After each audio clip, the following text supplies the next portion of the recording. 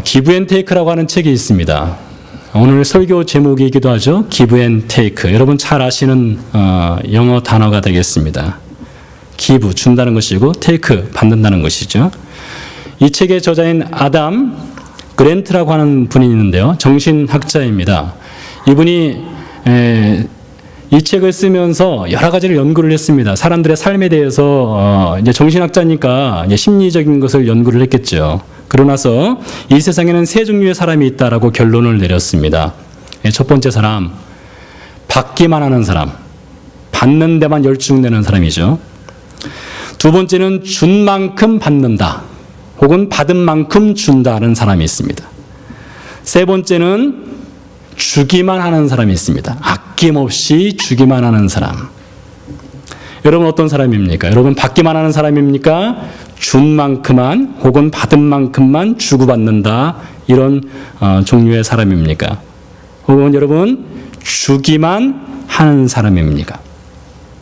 이 아담 그랜트가 수십 년 동안 이 세 종류의 사람을 연구해 보니까 어떤 사람이 가장 행복하고 가장 만족스러우며 가장 성공한 사람을 사느냐, 여러분 어떤 사람일 것 같습니까?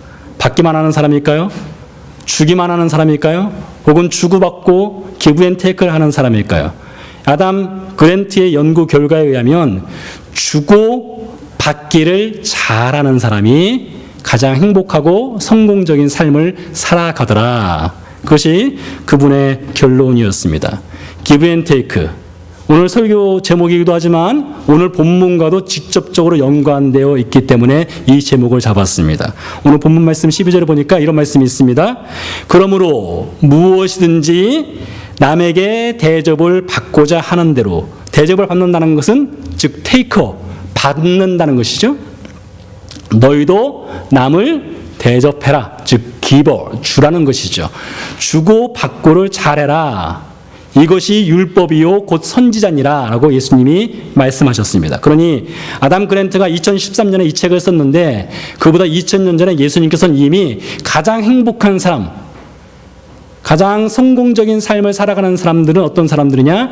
기브 앤 테이크를 잘하는 사람이 가장 건강하게 성공하는 사람이다라는 것을 이미 성경에서 예수님이 말씀하셨다는 것이죠.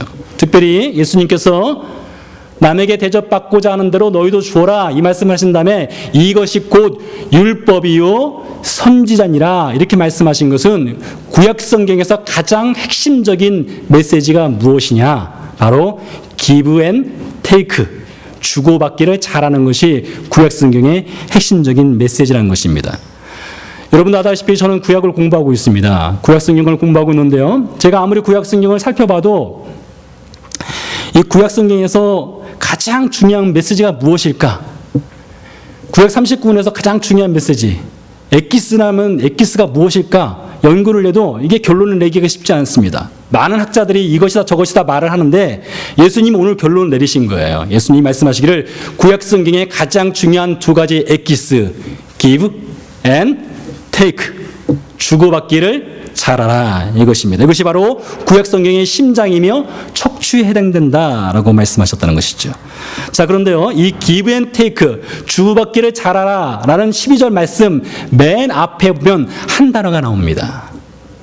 그러므로 라는 단어입니다. 그러므로. 여러분 일전에도 제가 그러므로에 대해서 말씀을 드렸습니다. 그러므로라는 것은 앞에 무슨 이야기가 있고 그에 대한 결론으로 말할 때 그러므로 혹은 따라서 이런 표현을 쓴다는 것이죠. 그렇기 때문에 이 결론에 해당되는 12절 말씀을 잘 이해하고 우리 삶에 적용을 시키기 위해서는 그 앞에 어떤 내용이 있는지를 잘 파악할 필요가 있는 것이 되겠습니다. 자, 본문 말씀 7절 8절은 이렇게 시작을 합니다. 구하라. 여러분 잘 아시는 말씀이에요.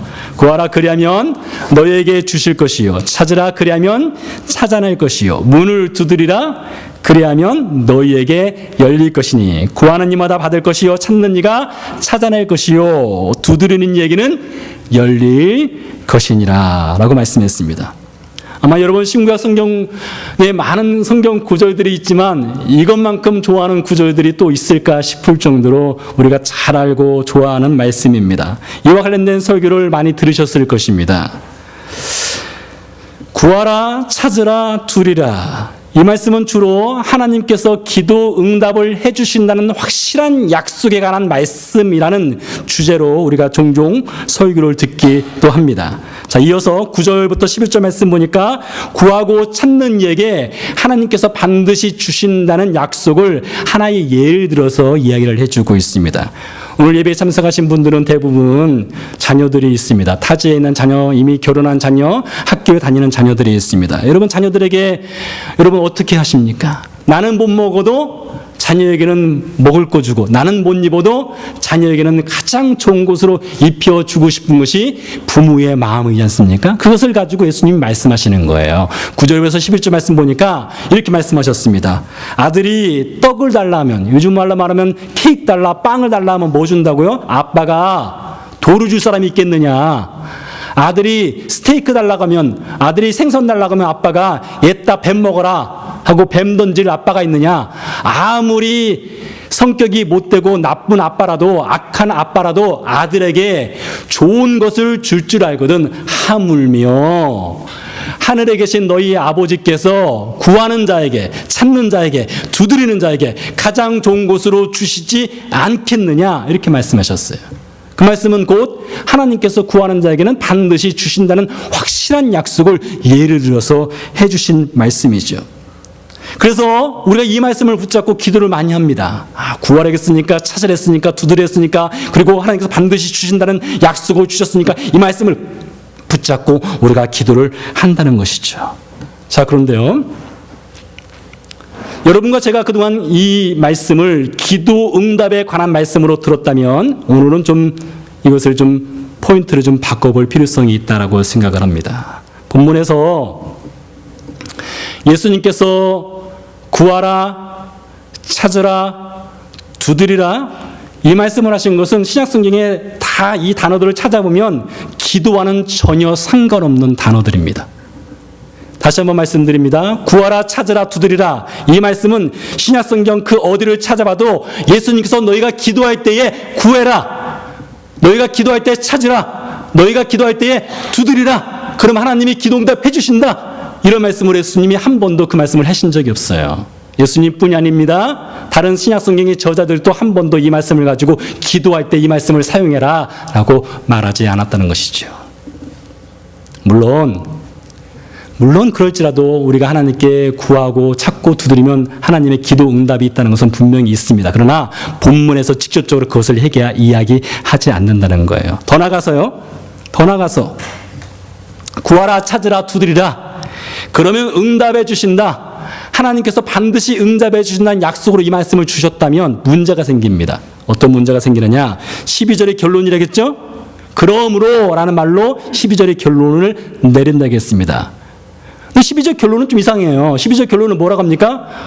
남에게 대접받고자 하는 대로 너희도 남을 대접해라. give and take가 나온다는 것이죠. 기도 응답하고는 전혀 상관없는 메시지가 나와요. 그러면서 하시는 말씀이 이것이 곧 율법이요 선지자니라. 만약에 기도 응답이라는 것이 구약 성경에서 가장 중요한 메시지라면 예수님께서 구약 성경에서 전하는 메시지는 기도 응답이 가장 중요한 거야. 이렇게 클리어하게 말씀하셨을 텐데 그 말씀을 하시는 것이 아니에요. 말씀드리는 것처럼 저는 구약을 공부하고 있습니다. 그리고 그 어떤 구약학자들도 구약 성경의 심장, 구약 성경의 척추에 해당되는 메시지가 무엇이냐? 하나님의 기도 응답입니다 라고 말하는 학자들은 한 명도 없습니다.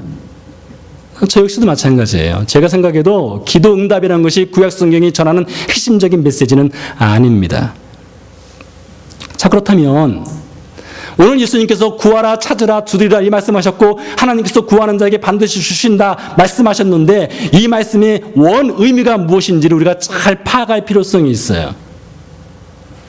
잘 파악을 해야만 우리가 이것을 우리 생활 속에 적용을 시킬 수 있지 않겠습니까? 구약 성경에는요, 중요한 두 가지 질문이 항상 있습니다. 중요한 두 가지 질문. 첫 번째 질문은 누구를 섬길 것인가 혹은 누구를 믿을 것인가의 질문이고요. 두 번째 질문은 어떻게 살 것인가의 질문입니다. 다시 한번 말씀드리겠습니다. 구약 성경에 두 가지 질문이 있습니다.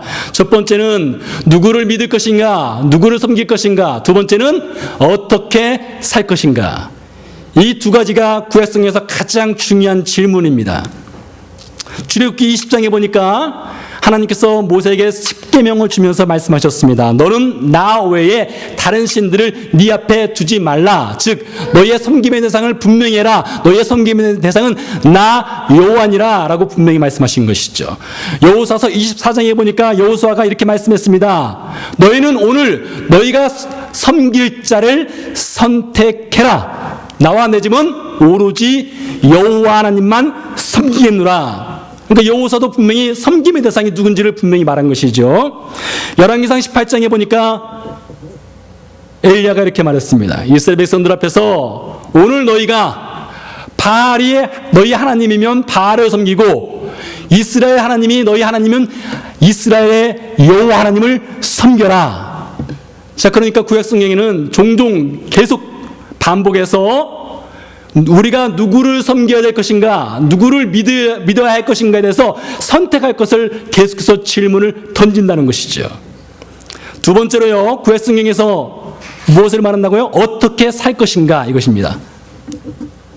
하나님을 섬기는 백성이라면 하나님을 섬기는 백성답게 살 것을 구약 성경은 계속해서 요구하는데요. 신명기 4장에서 이스라엘 백성들이 가나안 땅에 들어가기 전에 모세가 너희가 가나안 땅에 들어가면 어떻게 살아야 된다는 것을 이렇게 이야기하고 있어요. 신명기 4장에 보니까 내가 너희 하나님 여호와께서 명령하신 대로 규례와 법들은 너희에게 가르쳤나니 이는 너희가 들어가서 기업으로 차지할 땅에서 그대로 행하게 하려 하기 때문이다. 우리가 하나님을 섬긴다면, 하나님을 믿기로 작정했다면, 하나님의 백성이라면 하나님의 백성답게 살아야 된다는 것을 요구한다는 것입니다. 신명기 4장 40절도 똑같은 말을 합니다. 신명기 6장 1절도 마찬가지입니다. 이렇게 말합니다. 너희 하나님 여호와께서 너희에게 가르치라고 명하신 명령과 규례와 법도라 너희가 건너가서 차지할 땅에서 행할 것이라. 그러니까 이스라엘 백성들에게 요구한 것은 하나님을 섬길 것이냐 이방신을 섬길 것이냐 둘 중에 하나를 선택해라. 그리고 하나님을 섬기기로 작정했다면 하나님을 섬기는 백성답게 이렇게 살아야 된다. 그것을 요구한다는 것이죠. 이 질문은 성경에만 있는 질문이 아닙니다. 오늘날 저와 여러분들에게 동일하게 던져지는 질문입니다. 누구를 믿을 것인가? 누구를 섬길 것인가? 그리고 그 섬김의 대상을 따라서 어떻게 살 것인가? 여러분 이 질문에 어떻게 답하시겠습니까? 안타깝게도요, 이스라엘 백성들은 하나님을 섬긴다는 분명한 답은 하였습니다. 여호수아가 오늘날 너희가 섬겨야 될 대상을 선택하라 했을 때 우리가 여호와만 섬기겠습니다 말했습니다. 모세가 선택하라 할 때 우리가 여호와만 섬기겠습니다라고 대답을 했습니다. 엘리야가 너희가 섬길 자를 선택하라 할 때 하나님께서 놀라운 역사를 행하자 이스라엘 백성들이 여호와 그는 하나님이십니다라고 고백을 했습니다. 고백은 참 잘해요. 그런데 이스라엘 백성들이 가나안 땅에서 들어가 사는 삶을 보면 그 고백에 어울리지 않게 하나님은 이렇게 살아라 했는데 그렇게 살지 못하는 것을 볼 수가 있어요. 그렇게 못 살았습니다. 하나님의 백성답게 살지 못했던 것입니다. 여러분 그들뿐입니까? 오늘날 이 시대를 살아가고 있는 저나 여러분이나 하나님 보시기에 얼마나 부끄러운 삶을 살아가고 있습니까? 하나님께서 이렇게 살아야 된다 말하지만 우리가 하나님을 섬긴다 말하지만 하나님을 섬기는 백성답게 살아가지 못하는 우리 자신이 얼마나 부끄럽습니까? 그래서 오늘 예수님께서 구하라 찾으라 두드리라 그러면 하나님이 주신다. 이 기브 앤 테이크의 삶을 살아가라. 이 메시지가 우리에게 던져주는 것은 무엇이냐? 하나님의 백성은 이렇게 살아야 한다라는 것을 가르쳐주는 메시지예요. 단순히 기도해라 이것이 아닙니다. 기도하면 응답 주신다 이것이 아니에요. 하나님의 백성은 어떻게 살아야 되냐? 이렇게 살아야 된다는 것을 가르쳐주는 메시지가 구하라 찾으라 두드리라 이것이란 것입니다. 만약에요, 이 기브 앤 테이크, 주고받는 것, 이것만을 예수님께서 강조해서 말하고 싶었으면 12절로 충분합니다. 여러분 12절 말씀만 읽어도 우리가 다 알 수 있는 말씀이에요. 12절 말씀 뭐라고 했습니까? 무엇이든지 남에게 대접받고자 하는 대로 너희도 남을 대접하라. 이것으로 충분히 give and take. 이 말씀이 가능합니다. 그런데 왜 예수님은 이 말씀 전에 7절부터 11절까지의 말씀을 주셨냐 이거죠. 이것은 give and take를 하기 전에 무엇인가 우리에게 원칙을 따라서 할 것을 주문하기 위해서입니다. 여러분과 제가 give and take의 삶을 살아가기 위해서는 지금부터 말씀드리는 것을 잘 따라 행할 필요가 있는 것이에요. 첫 번째입니다. 우리가 누군가에게 무엇인가 줄 때가 있습니다. 또 주어야 될 필요성이 있을 때가 있어요. 그때는요, 우리가 어떤 마음을 갖고 주어야 되느냐? 우리가 주는 모든 것은 하나님께서 우리에게 주셨다는 사실을 절대로 잊어서는 안 됩니다. 다시 말합니다. 하나님께서 우리에게 주시지 아니하시면 우리는 절대로 누구에게 줄 수 있는 인생이 못 되는 거예요. 농부가 아무리 씨를 뿌려도요, 그것이 자라지 않고 땅속에만 있으면 결국에는 썩습니다. 싹을 틔우더라도 그것이 자라나지 않으면 그냥 말라버리게 되어 있습니다. 잘 자라더라도 열매를 맺지 못하면 그것은 아무 가치가 없는 것이에요. 버려야 합니다. 그래서 바울이 말하지 않습니까? 나는 심었고 아볼로는 물을 주었을 때 그것을 자라게 하시는 분은 하나님이시라고 했습니다. 그것이 그대로 적용되는 거예요. 하나님께서 주시는 기버, 하나님이 주시지 아니하시면 우리는 줄 수 있는 사람이 못 되는 것입니다. 그러므로 저와 여러분이 누구에게인가 주기 위해서 우리 주머니에서 돈을 꺼내거나 냉장고에서 음식을 꺼내거나 집에 있는 무엇을 가져오거나 혹은 백화점에 가서 무엇을 사거나 그 모든 것의 원천은 하나님께서 우리에게 주셨기 때문에 줄 수 있는 것이 된다는 것입니다. 누가복음 12장에 보니까 이런 말씀이 나와요. 우리가 잘 아는 말씀이죠. 성공한 부자 이야기가 나옵니다. 이 부자가 성공했습니다. 성공했으니까 부자가 됐는지 부자가 성공했는지 하여튼 성공했습니다. 돈을 참 많이 벌었어요. 곡식을 많이 쌓아나왔습니다. 그리고 스스로가 너무나 대견스러워서 노래를 불렀습니다. 내 영혼아 몇 년 동안 먹을 것을 쌓아놓았으니 이제 편히 쉬자. 노후 보장되었다. 이렇게 이야기를 했습니다. 그날 밤에 하나님께서 그 부자에게 직접 하신 얘기입니다. 어리석은 자여, 네 생명을 내가 도로 찾으리니. 여러분 거기 방점이 있어요. 너 오늘 죽는다가 아닙니다. 네 생명을 내가 오늘 도로 찾는다 했어요. 그 말씀은 생명의 주인이 누구란 것이에요? 하나님이시란 거예요. 여러분이 그것을 인정하든 인정하지 않든 간에 생명의 주인이 하나님이시라는 것을 성경 누가복음 12장에서 분명히 이야기를 하고 있는 거예요. 이 부자가 아무리 수고해서 땀을 흘려서 농사를 잘 지어서 성공했을지라도 그 모든 것을 주신 분은 하나님이시라는 것을 누가복음 12장에서 예수님 우리에게 가르쳐 주고 있다는 것입니다.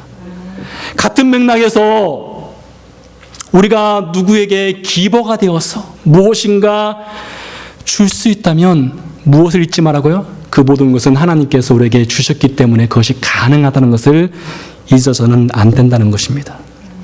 교회 여러분 선물할 때가 있죠. 이제 연말이 되면은 여기저기 선물할 일이 좀 있습니다. 그럼 어떻게 합니까? 선물을 사기 위해서 백화점 가서 선물을 사죠. 선물을 산 다음에 제일 먼저 하는 작업이 있습니다. 대부분 그러리라고 생각하는데요. 저도 그렇게 합니다. 뭐 합니까? 레벨에 붙은 가격표가 있지 않습니까? 가격표. 뭘 떼요? 가격표 뗍니다. 여러 가지 이유가 있을 수 있겠죠. 상대방이 이걸 보면 부담스러운 가격일까봐 가격표를 뗄 수도 있고, 너무나 싼 것이어서 가격표를 뗄 수도 있겠죠. 한 번은요, 제가 어느 분으로부터 선물을 하나 받았습니다. 근데 제가 그 선물이 저에게는 좀 어울리지 않는 것이었어요. 그래서 제가 백화점에 가서 이제 교환을 하기 위해서 갔어요. 가서 보니까 같은 것이 약 한 $50 정도 하더라고요. 그래서 50$ 받겠구나. 받아서 다른 거 사야지 하고 교환을 했어요. 근데 영수증을 보니까 얼마가 찍혔는가 하면 $4.6가 찍혀 있더라고요. 두 가지로 놀랐습니다. 첫 번째는 어떻게 그런 것을 골랐을까? 그 비싼 것을 어떻게 이렇게 싸게 샀을까? 두 번째는 이렇게 싼 가격에 파는구나. 두 가지로 놀랐습니다. 이 가격표를 떼고 보통 주지 않습니까? 저도 마찬가지로 그렇게 합니다. 그런 것처럼 여러분, 우리가 누구에게 무엇인가 줄 때에 가격표를 떼듯이 우리가 누구에게 줄 수 있는 것은 하나님이 우리에게 주셨기 때문에 우리 이름을 떼버려야 돼요. 무엇을 주든지 거기서 레벨에서 우리 이름이 지워진 상태에서 주어야 하는 것입니다. 왜요? 그것은 우리 것이 아니잖아요. 하나님이 주셨기 때문에 가능한 것입니다. 가끔 우체부 아저씨들이 선물 혹은 편지들을 배달하는 경우가 있지 않습니까? 저희 집도 그런 거 많이 옵니다. 우체부 아저씨가 선물을 갖고 오면은 우리가 땡큐하죠. 고맙다고 하죠. 그 땡큐하는 의미가 무엇입니까? 그분이 선물을 줘서 땡큐하는 것입니까? 선물을 배달했기 때문에 그분한테는 땡큐 하는 것입니다. 그러니 여러분, 우리가 이것을 잊지 말아야 돼요. 우리는 배달부예요. 우리는 우체부입니다.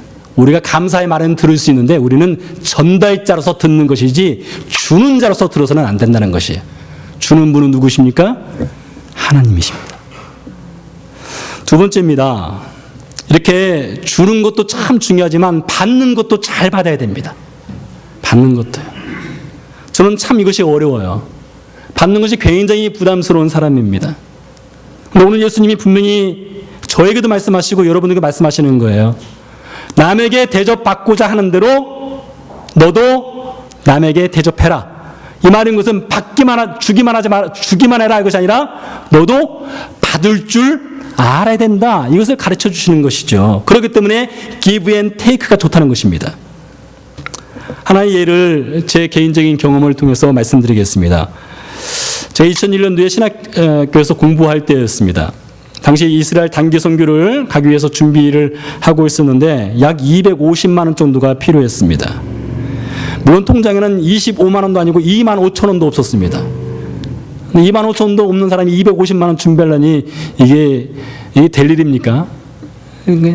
기적이 일어나지 않으면 될 수가 없는 상황이었습니다. 근데 그때 함께 공부하던 학생 중에 최대호라는 분이 있었습니다.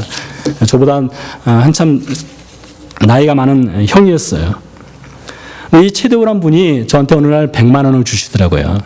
2001년도에 100만 원이니까 지금보다는 더 가치가 높고 가치가 컸겠죠. 제가 태어나서 그렇게 큰 돈을 처음 받아봤습니다. 그러니 그것이 얼마나 저에게 부담이 되겠습니까? 못 받겠다겠어요. 저는 그 돈 못 받습니다. 그때 그분이 참 생활이 여유가 있어서 저한테 주시는 상황이 아닌 것을 알았기 때문이었어요. 근데 그분이 저한테 이 말씀을 하시더라고요. 딱 한마디예요. 너 참 교만하다. 너 참 교만하다 이 말씀하셔요. 그러면서 하나님께서 나에게 나를 통해서 너한테 주시는 것인데 내가 너 보고 주는 것이 아니라 하나님이 주라겠으니까 주는 거니까 받아라 이렇게 말씀하시더라고요. 참 그 일을 통해서 제가 한 가지를 배웠어요. 주는 것도 잘 줘야 되지만 받아야 할 때는 잘 받을 필요성이 있겠구나. 받는 연습도 필요하겠구나 하는 것을 제가 배웠습니다. 바울이 빌립보 교회 신자들에게도 동일한 얘기를 합니다. 바울이 빌립보 교인들에게 편지를 썼어요. 그 당시 바울은 감옥에 갇혀 있을 때였습니다. 그러니 여러분, 지금은 감옥 생활하면 나라에서 어쨌든 먹여주고 입혀주고 다 하지 않습니까? 바울 당시, 로마 시대 당시에 그랬을까요? 그렇지 않아요. 로마 시대 당시는 죄수들이 알아서 먹고 살아야 되는 거예요. 감옥에서. 알아서 먹고 살아야 되는 거예요. 그러니 그냥 아무도 안 찾아오면 죽는 겁니다. 죄수들이. 지금 그런 상황 속에서 바울이 감옥 생활을 하고 있는 거예요. 그 상황 속에서 빌립보 교인들에게 편지를 썼습니다.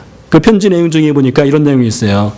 빌립보 교인들이 바울이 감옥에 갇혀 있는 것을 알고 바울에게 에바브로디두라고 하는 빌립보 교회 신자를 보냈습니다. 보내서 바울이 감옥 생활을 하는 동안에 그를 도와주도록 했어요. 그뿐만이 아니에요. 빌립보 교회에서 돈을 모았어요. 돈을 모아서 바울에게 그 감옥 생활을 잘 견뎌낼 수 있도록 영치금을 넣어준 거예요. 그 일을 바울이 기록을 해요. 빌립보서에서요. 그러면서 고린도 교회를 향해서 이런 말을 해요.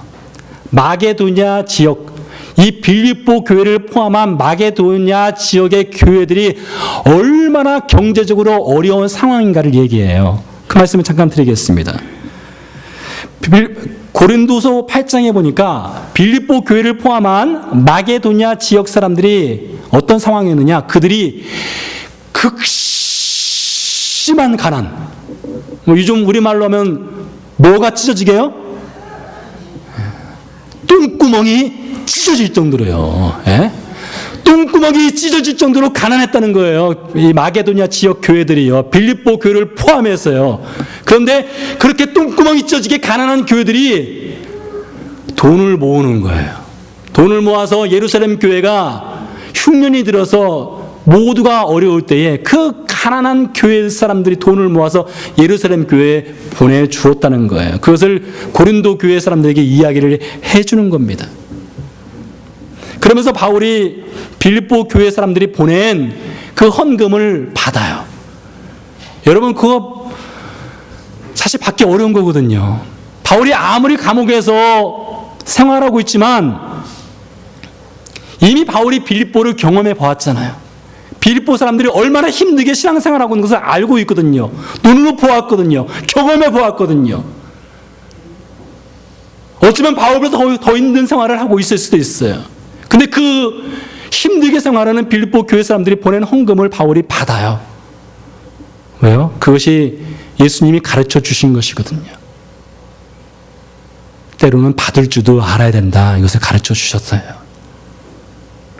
그러면서 바울이 빌립보 교회 사람들을 향해서 이렇게 말해요. 먼저 자신을 죽게 드리고, 그들이 하나님께 그 자신들을 먼저 드렸다고 했어요. 하나님의 뜻을 따라서 우리에게 주었다 하겠어요. 그러니까 빌립보 교회 사람들은 누구를 믿느냐가 분명한 사람들이신 거죠. 하나님을 분명하게 믿고 하나님을 섬기는 사람들이에요. 그리고 하나님께 구하는 거예요. 찾는 거예요. 두드리는 거예요. 무엇을 위해서요? 지금 저 감옥에서 영치김 없이는 살아갈 수 없는 그 바울을 위해서 이들이 하나님께 구하는 거예요. 하나님, 우리가 무엇을 할 수 있을까요? 하나님, 우리가 어떻게 바울을 도와줄 수 있을까요? 하나님, 우리가 참으로 경제적으로 어렵고 힘들지만 우리가 그를 위해서 할 수 있는 것이 무엇일까요? 그들이 하나님께 구하는 거예요. 어렵지만 하나님께서 그들에게 마음을 주시는 거예요. 에바브로디들을 보내라. 그리고 너희가 생활이 어렵지만 너희 생활 중에 일부를 떼서 바울에게 영치금을 넣어줘라. 그렇게 말씀하신 거예요. 그래서 바울이 그렇게 얘기하는 거예요. 너희가 먼저 하나님께 네 자신을 드렸구나. 그리고 너희가 하나님의 것을 우리에게 주는구나. 그러니까 바울이 그것을 받을 때에 참으로 마음은 큰 부담이 되지만, 마음은 참으로 어렵지만 누가 주셨기 때문에요? 그냥 사람이 보이는 것이 아니에요. 그냥 빌립보에 있는 친분이 있고 서로 사랑했던 그런 사람들이 주는 것이 아니라 하나님이 그들을 통해서 주시기 때문에 바울은 받는 것입니다. 그리고 마게도냐 지역 이 빌립보 교회 사람들은 또 하나님께서 그런 주시라는 메시지를 주셨을 때에 그들은 순종한 것입니다. 여러분, 이것이 얼마나 아름다운 성경의 이야기입니까? 교회 여러분, 우리 몸에는 쉬지 않고 피가 흐릅니다. 동맥을 통해서 피가 내려가고 흘러나가고요. 정맥을 통해서 피가 흘러 들어옵니다. 이 동맥과 정맥이 잘 혈액순환이 될 때 몸이 건강할 수 있어요. 어느 한 곳이라도 막혀버리면은 몸에 큰 문제가 발생을 하죠. 오늘 예수님께서 구약성경의 율법이요 선지자라, 구약성경에서 가장 중요한 메시지가 바로 give and take다 말씀하신 것은 바로 동맥과 정맥과 같은 거예요. 주는 동맥, 받는 정맥과 같다는 것입니다. 사랑하는 교회 여러분, 저와 여러분은 과연 누구를 믿고 있습니까? 저와 여러분은 누구를 섬기고 있습니까? 그 섬김의 대상이 분명하십니까? 섬김의 대상이 하나님이십니까? 그러면 하나님께서 저와 여러분에게 주시는 메시지가 있어요.